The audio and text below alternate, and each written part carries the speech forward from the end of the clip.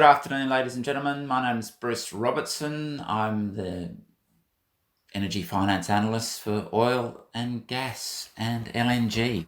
My talk today is global gas and LNG markets not too healthy, because we are in a very interesting time at the moment, and a lot of the themes I'm talking about today predate COVID, and I think it's really important to make that point, that most of what I'm saying today about the unhealthy state of gas and LNG markets globally predate the COVID crisis. All the COVID crisis did was to speed things up a bit.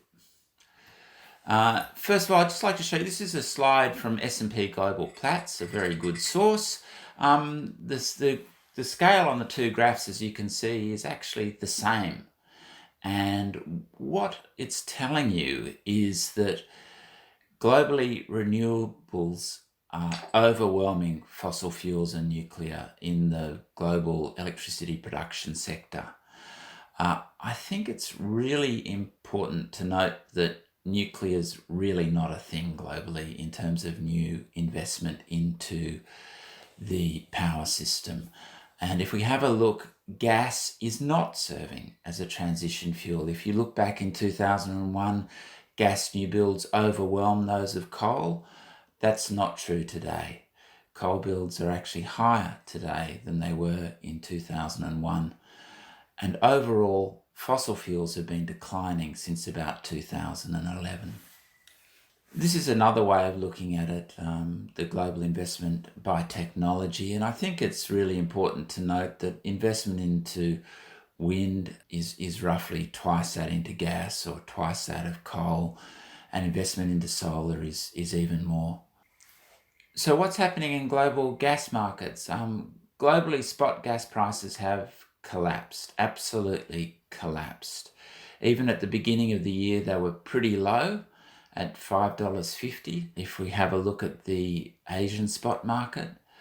But since then, they've just fallen in a heap. Recently, out of Australia, we've seen a cargo of gas go up to Southeast Asia, a spot cargo, and that was sold at $1.75 an MMBTU, which is below the cost of production. If we have a look in Europe, we are also seeing spot prices go to just over $1. To give you some context, European gas prices a few years ago were up in that sort of $12 to $15 range. At $1, even people that are piping gas into Europe are losing money. This is just a quick flow chart to show you just who are the big players in global LNG. Australia and Qatar are the vying for first and second place. The US is back in third place, but is rapidly expanding, and Clark will go into that in his talk on the US, because the US is probably one of the most interesting markets at present for gas and LNG, with the dynamics of what's occurring there, and Clark really will cover off on that market. I'll sort of concentrate on the other areas of the world. If we have a look at Japan, it's still by far the largest importer of LNG, followed by China, who is rapidly growing as an importer of LNG. What has occurred in recent years has been massive expansion, particularly in the US, Australia, of their LNG industries. What we're seeing at the moment is that there's been massive overbuilding of LNG plants. This had occurred prior to coronavirus, and the coronavirus-induced demand slump has just extended that gas glut out to 2028 to 2030, depending on the speed of recovery, really. We will see non-economic subsidies extend the global gas glut. In May 2020, the US Exim Bank approved a $4.7 billion loan for Total's Mozambique LNG project. So for a French company developing a project in Mozambique, the US Export-Import Bank gave them a massive subsidized loan because they were going to be buying some US equipment. So those sort of soft loans will extend the glut. The other thing that really is going to extend the glut is the expansion that is probably going to occur in Qatar's LNG industry. Qatar is the world's largest exporter of LNG. And why would they be expanding into this massive gas glut? Well, there's a very good reason. And the very good reason is that they have the North Field, which is cut in half by a geographic boundary between them and Iran. And Iran have decided they're going to develop their half of the field. And what that means is that Qatar have decided they really have to develop their half, otherwise they'll miss out on the gas altogether. Finally, just Japan is the world's second largest importer of LNG, and its imports were down 8.8% in May, which is the lowest level seen since May 2010. That's a pretty large fall for the biggest market in LNG, even though, obviously there is coronavirus going on. Australian companies really aren't too healthy at the moment with the low oil prices that we've been seeing. There is a delay because the way the pricing works, it's a 3-month delay. However, we are seeing those come through now. Those low oil prices are feeding in because oil sets the price for gas in LNG markets globally. There are two systems for pricing LNG. Out of the US, it's based on the Henry Hub, which is the US Henry spot price, short-term price.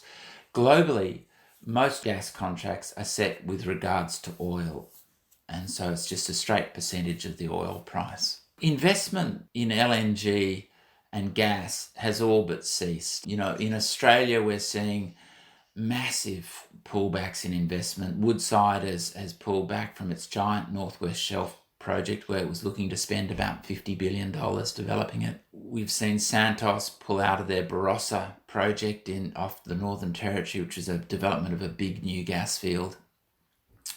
And capital expenditure budgets have been cut across the board in Australia, as they have in the US and as they have globally, with the possible exception of Qatar. Look, Australia is a very high-cost producer and will be particularly hard hit, especially the east coast of Australia, which is the coal seam gas to LNG industry.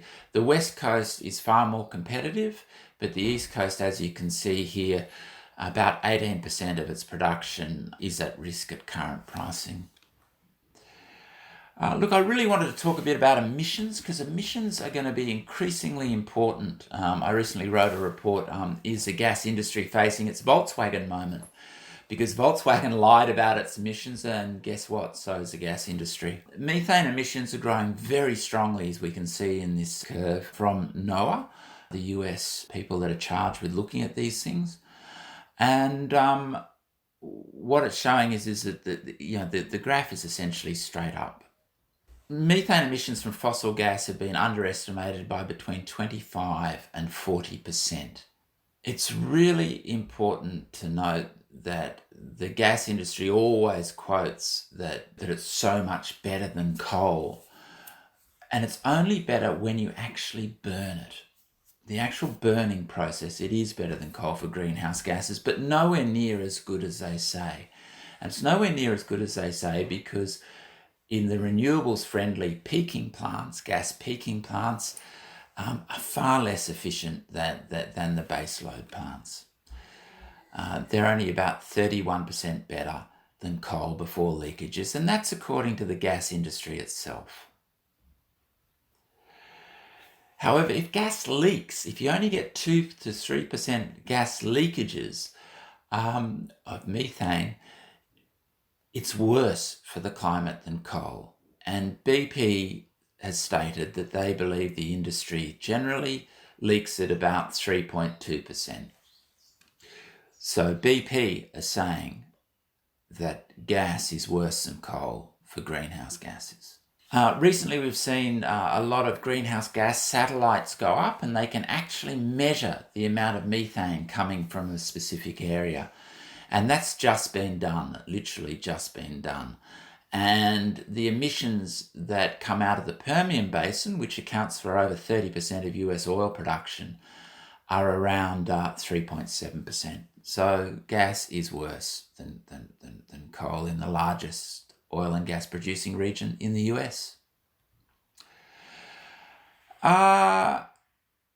Unfortunately, in Australia, good old Aussie gas doesn't smell, according to our own gas industry funded scientific organisation. I don't really trust their numbers, to put it bluntly, but they will get found out this year as the greenhouse gas satellites go over Australian gas fields.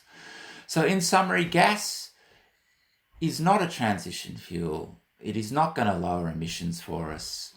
It does serve a purpose in the power system at present, but that will be a diminishing purpose as batteries technology improves. And that's the end of my talk. Thank you very much.